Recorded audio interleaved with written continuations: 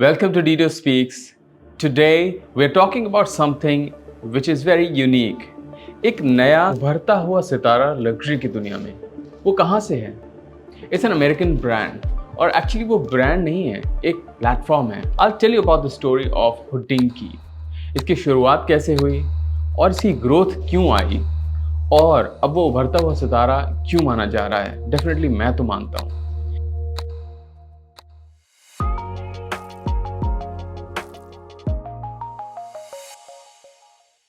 So 2008 में जब Lehman Brothers crisis हुई, a lot of people lost their jobs.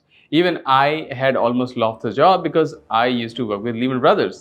Ben Clymer, the founder of Hodinkee, उनकी भी job चली गई उस क्राइसिस में 2008 में.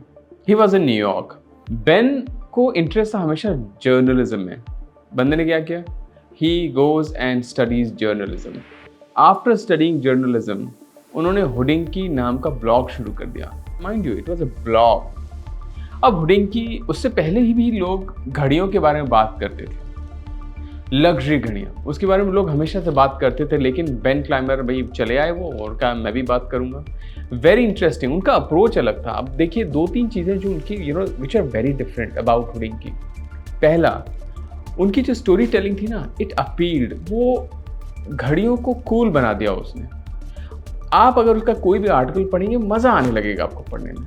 आपको शायद टॉम हैंक्स और टॉम क्रूज और इनके बारे में पढ़ने में उतना मज़ा नहीं आएगा, लेकिन अगर आप इसका एक आर्टिकल पढ़े तो एक तो लिखाई जो थी ना उनकी, उसने उसको कूल बना दिया घड़ी को। That's one. दूसरी चीज़ जो थी, it was about bringing in the people who were idols for the younger generation. जैसे कि they have this section where Ben Clymer himself started discussing watches and the name of those videos is called Talking Watches with XYZ. So for example, Talking Watches with John Mayer. अब John Mayer को a lot of people follow. His music is beautiful and he has an eclectic style. Now John Mayer जब ये बता रहे हैं अपने उस audience को कि उनकी जर्नी कैसे शुरू हुई और पहले उनकी घड़ी कौन सी थी, और वो एक एक घड़ी के बाद जो पैशन डेवलप होता है, इसमें ये खासियत थी, ये मैंने उस टाइम भी जब मेरा शो बहुत अच्छा हुआ, etcetera etcetera. Hodinkee is a rage amongst the people who love watches and also amongst people who did not love watches but fell in love because of the way the narratives were built.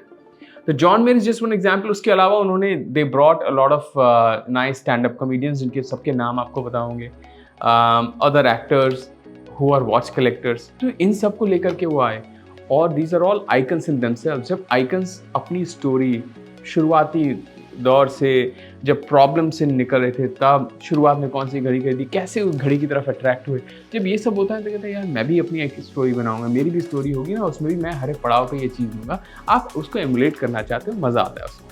That's the second big reason. Third reason is कि उनका जो user experience है ना Hodinkee का, that's amazing. If you go to the app, it's just unparalleled, it's so smooth. आपको जो articles पढ़ने हैं, वीडियोस देखने हैं, हर एक ब्रांड के बारे में, हर एक इंटरेस्टिंग वॉच पीस के बारे में एक बढ़िया स्टोरी मिलेगी। सो that's what makes Hodinkee a very unique winner. So first Hodinkee became a blog, a widely followed blog. जो लोग यूट्यूब पे दूसरे बड़े चैनल्स देखा करते थे, वो भी धीरे धीरे Hodinkee पे शिफ्ट हो गए। Now the second thing they did was, and it was coming right, इतनी सारी ऑडियंस जा रही है, इतना सारा कल्ट फॉलोइंग है, तो फिर अल्टीमेटली क्या होने वाला है? Hodinkee became a retailer of pre-owned watches. Now, if you see, in the past 5-6 years, pre-owned luxury has been picking up steam. Most of the luxury conglomerates have been investing or going to pre-owned platforms and selling their stuff, or actually telling the buyers of their products to go and sell their pre-owned or pre-loved luxury on those platforms. Hodinkee ने वही create कर दिया। Like for example, अब bags कहीं बेचने हैं, लेकिन घड़ियों के रिटेल करने के लिए छोटे छोटे पॉन शॉप्स हैं या ऐसी चीज़ें हैं, वहाँ पर होती थी। कोई बड़ा प्लेयर नहीं था। एक प्लेयर है, so Richemont group owns this brand call watch finder. Watch finder के टॉकिंग हैंड्स का एक वीडियो होता है यूट्यूब पे, आप जरूर देखिएगा। That is also a cult video, mind blowing, बहुत ब्यूटीफुल कवरेज होती है। उसमें किसी बंदे का फेस नहीं आता है, उसमें टॉकिंग हैंड्स, जो बंदा है उसके बस हाथ होते हैं, and it's beautiful way of narrating a certain story. तो वो एक बड़ा पावरफुल प्लेयर है, but they are already owned by the Richemont group. और रिश्मो ग्रुप के बारे में अगर आप मेरे वीडियोस फॉलो करते हो तो आपको पहले से पता होगा कि क्या है रिश्मो ग्रुप। सो हुडिंकी ने ये पैरल वॉच फाइंडर के पैरल एक प्री-ओन्ड लग्जरी वॉचेस का प्लेटफॉर्म क्रिएट कर दिया। वहाँ पर नई घड़ियाँ भी मिलती हैं। So there are multiple people, multiple brands, not multiple, like innumerable brands that said boss Hodinkee के यहाँ जाकर के बेचेंगे। इनफैक्ट अभी ऐसा होने लगा है कि बहुत सारे ब्रांड्स हुडिंकी के साथ कोलैबोरेशन में नई घड़ियाँ लॉन्च करने लगे हैं। Can you beat that? Hodinkee is such a powerful brand जो कि उसकी ऑडियंस के लिए फिर बिकेंगी। सो that's the power that Hodinkee is wielding in today's time. अच्छा, अब आप पूछेंगे कि ठीक है, पावर तो है, आप इतनी देर से बात कर रहे हैं, तो मतलब कहाँ है, दिखाइए मुझे power. I'll show you. Hodinkee has only 160 employees, but it is doing $100 million plus of revenue. That translates to somewhere around $625,000 of revenue per employee, right? Now that's a very interesting number. Currently, Ben Clymer is not the CEO of Hodinkee. He has taken a non-executive role because they wanted to grow, and they brought CEOs from the industry, people who have built businesses, who have been the CEOs of businesses which are in the e-commerce space. Now, the point I'm trying to make here is that Hodinkee आज की date में एक बहुत important asset है. Important यूँ है कि सभी brands they are beelining to Hodinkee, all right? तो अब आप you must be wondering, okay, fine, so what? So the point I'm trying to make in today's video is that this is an asset and suddenly this asset has come to the fore. उसके जो numbers हैं, लोग उसके बारे में बात कर रहे हैं.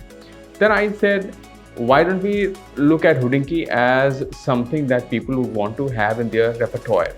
और जब हम इसके बारे में बात करें कि इसको कौन एक्वायर कर सकता है, who would want कि भाई ठीक है, मैं Hodinkee में इन्वेस्टर बनना चाहता हूँ और Hodinkee को एक्वायर करना चाहता हूँ, और who could be some of these people? Let's look at this. सबसे पहला नाम जो आता है ना, वो आता है रिश्मो। तो क्या Richemont will ever acquire Hodinkee? Probably not, and I'll tell you why. Richemont के दो मेसॉन्स हैं। एक वॉच फाइंडर जिसके बारे में पहले मैंने बात की। Watch finder is actually a loss making enterprise. ये उन्होंने खुद एक्सेप्ट किया था अपनी एनुअल रिपोर्ट्स में। वॉच फाइंडर के साथ उनका दूसरा ऑनलाइन प्लेटफॉर्म है Yoox-net-a-Porter. I can refer to it as a YNAB from here on. So YNAB is an asset that bleeds money. बहुत बुरे हाल में है वो। रेवेन्यू है उनका ऑलमोस्ट 2.3 बिलियन यूरोज का रेवेन्यू है YNAB का, लेकिन they are loss making enterprise. YNAB का रेवेन्यू पर employee is somewhere around 440,000 euros, which is way less compared to Hodinkee's. Now, lately क्या न्यूज़ आई कि Farfetch, which is a listed company in the US and which is highly profit making, and they retail thousands of luxury brands on their platform globally, they are acquiring YNAB. बहुत interesting. रिश्मो ने YNAB को acquire किया था 2018 में at a price of 5 billion euros. 5 billion euros. उस time YNAB का revenue था 2 billion Euros और उन्होंने 5 बिलियन यूरोस पे एक्वायर किया। आज भी YNAB का रेवेन्यू 2.2 बिलियन यूरोस ही है। So basically they have not really grown, at the same time they bleed money. Okay, so that's why Richemont is selling YNAB to whom? To Farfetch. जिस दिन ये news आई उस दिन रिश्मो का price 4.5 euro पर share ऊपर चला गया। So crazy, like market was really positive, बहुत अच्छा हो, तुमने एक लॉस मेकिंग एसेट को बेच दिया। So they will have watch finder. Watch finder रहेगा उनके पास। अब watch finder does somewhat similar to what Hodinkee does. इसीलिए एक और प्लेयर को ला करके कोई मतलब नहीं है। They would much rather want watch finder to find profitability. So Rishmo is out of the picture. Okay. Who else? LVMH Group. See, LVMH Group has a lot of luxury watch brands. Yes. But I am not sure whether LVMH will be interested. I have another name that may find tremendous interest, and that is Swatch Group. The Swatch Group has a lot of luxury watches on their platform. They can definitely provide a preferential treatment to all the people who buy Swatch brands and they want to sell off their pre-owned luxury watches. I mean, they look like a good suitor to me. They have all the cash on the balance sheet, etc. to be able to acquire Hodinkee. मैं एक metric की बात कर रहा हूँ बहुत देर से, revenue पर employee. It's an important metric actually, ठीक है ना। बहुत बड़ी कंपनी नहीं है, लेकिन पता चलता है कि इनका पर रेवेन्यू एम्प्लॉय से पता चलता है कि लोग कितने प्रोडक्टिव हैं। Hodinkee का रेवेन्यू पर एम्प्लॉय $625,000 पर employ. Yoox-net-a-Porter 440,000 euros per employee, way less and loss making. Farfetch is $700,000 per employee and profit making. So you understand, where Hodinkee really stands. छोटी company है, but doing far better than a way bigger company, Yoox-net-a-Porter, right? और अब ये बन भी गया है कि भाई Farfetch is interested in buying Yoox-net-a-Porter because they know they can turn it around. उन्होंने ये काम किया हुआ, वो बॉस हैं इस इंडस्ट्री के, तो वो they will buy it and they'll turn it around, they'll make it profitable. उनको कॉन्फिडेंस है. ये डील हुई, इमेजिन रिश्मा ने उसको बेचा 5 बिलियन यूरो में खरीदा था, अभी 1 बिलियन यूरो या 900 मिलियन to 1 बिलियन यूरो में बेच रहे हैं. कितना बड़ा लॉस, 2.7 बिलियन यूरोस का लॉस रजिस्टर करेंगे अपनी बैलेंस शीट पे. That's how it has gone for Rishma in the last 5 years. तो उनके हाथ थोड़े जल गए हैं, अभी वो नहीं खरीदेंगे. So it could be either the LVMH group और स्वॉच, बट मुझे लगता है स्वॉच ग्रुप ज़्यादा, because they have many brands compare to LVMH group and it can be a good synergy and a good competitive advantage compared to let's say an LVMH group. मुझे साथ में ये भी लगता है कि somebody who has aspirations to become a luxury player, not necessarily owning or creating luxury from scratch, but actually acquiring some maisons or establish themselves as a luxury player. मेरे दिमाग में हर बार रिलायंस ब्रांड्स का नाम आता है, बिकॉज वो एक brand है, मैं दिल से करीब हूँ उनके, बिकॉज इंडियन नाम है. At the same time they are distributing a lot of brands in India. पिछला वीडियो मैंने किया था, उसमें मैंने बताया था कि India is going to be a big luxury market in the next 5 to 10 years. उसके लिए रोड बन रही है और ये रोड तैयार हो जाएगी अगले कुछ सालों में. Luxury will be rolled out big time in India. तो Reliance brands can be very well position to acquire something like a Hodinkee. बहुत बड़ा एक्विजिशन प्राइस नहीं देना पड़ेगा. $100 million का रेवेन्यू है. I think 3 to 4 times of sales for a growing company. I think 300 to 400 max $500 million में उनको होडिंकी जैसा प्राइस्ड एसेट मिल सकता है. और रिलायंस ब्रांड्स के लिए, रिलायंस ग्रुप के लिए $500 million कोई बहुत बड़ी बात नहीं है. उनको ये ब्रांड खरीदनी चाहिए मेरी नज़र में. They should pay that price. It's a prized asset. They should probably acquire more than 50% of Hodinkee. तो उसके लिए शायद उनको $250 million देने पड़ेंगे, लेकिन they should not meddle in their daily operations.